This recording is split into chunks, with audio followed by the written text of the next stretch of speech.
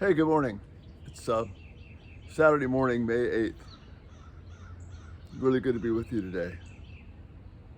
It was really important to be outside today. I love being out on Saturdays, but today was really special because we're looking at verses 18 and 19 of chapter 4 of Proverbs.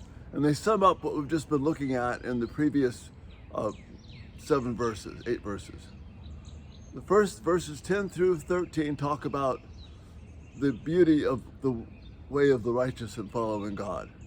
But then 14 to 17 warn us about the heartbeat, the negative pathway of the wicked. So we follow the heartbeat of righteousness or the heartbeat of the path of wickedness. So remember, Solomon is quoting the words of his father David. And David knows all about the things that have happened and what wickedness is like, what righteousness is like. So he sums up these two sections this way.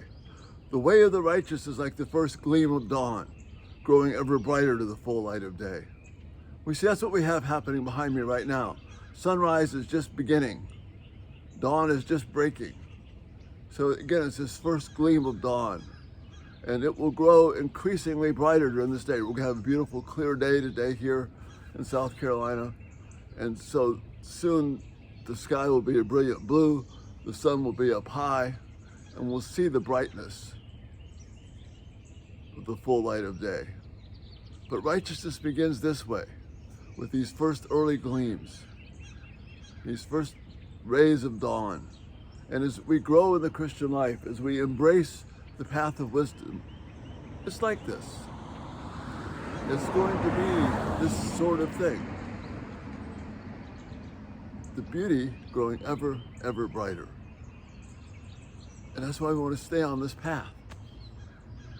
It's a really good thing. Watching my bluebirds over here feeding their little ones, which is really cool. Anyway, that's the beauty of what David sets forth here. Remember, this is David, Solomon repeating David. And this beauty of the gleam of the first gleam of dawn, the beauty of wisdom. And that's what you want wisdom to be about in your children and in your own life. Growing ever brighter, till this full magnificence of the wisdom of God, as much as humanly possible, comes out to the full light of day. However, verse 19 says this, but the way of the wicked is like deep darkness. They don't know what makes them stumble.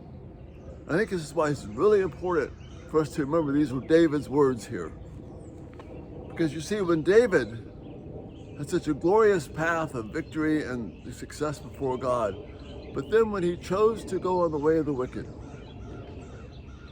when he chose to stay at home and take care of himself and be selfish and let the soldiers go out and fight, when he chose to go after Bathsheba, he chose the way of the wicked. You see, you don't have to be wicked inside to embrace the way of the wicked. And that's what happened to David. He walked on that way of the wicked. And what does it say? You don't know what makes them stumble. Well, this is such a fantastic illustration of what happens. David started trying to correct his problems with Bathsheba. He tried to cover up about what happened when they were together and just sent her back to her home and, hey, nothing happened, we're just not going to deal with it. Then Bathsheba gets pregnant. So he tries to cover that up by getting Uriah to come back and have him sleep with his wife so that the pregnancy won't be discovered from David's part of it. But Uriah's a man of integrity. He keeps on doing the right thing. So David tries to cover it up again, yet again, by having Uriah killed. And he thinks it's okay because things appear to be okay. The baby is born, and then he is challenged by Nathan the prophet. And all of a sudden, the way of the righteous is no longer righteous and beautiful. It's dark, and he's in darkness.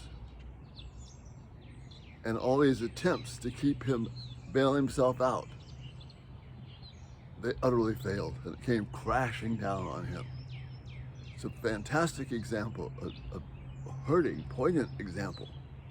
It cuts to the heart of what happens when you try and fix things, when you're walking in the way of the wicked, when you're trying to cover yourself, when you're trying to make yourself look good, when you're trying to avoid consequences at all costs.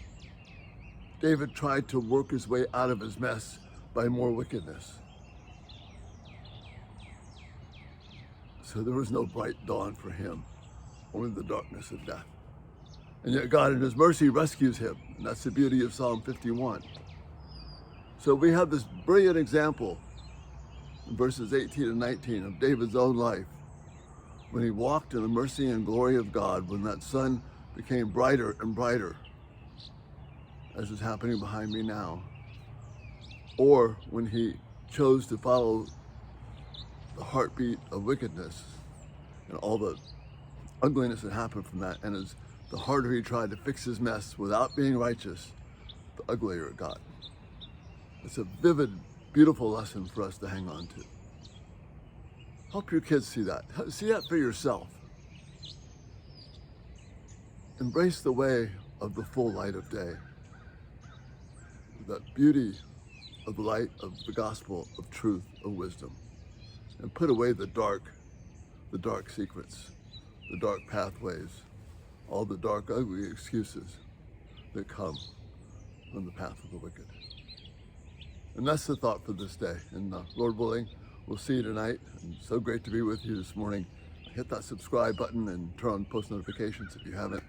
And you have a blessed day, enjoying the full light of day, the gleam of dawn as it grows bright. Bye-bye. Bye-bye.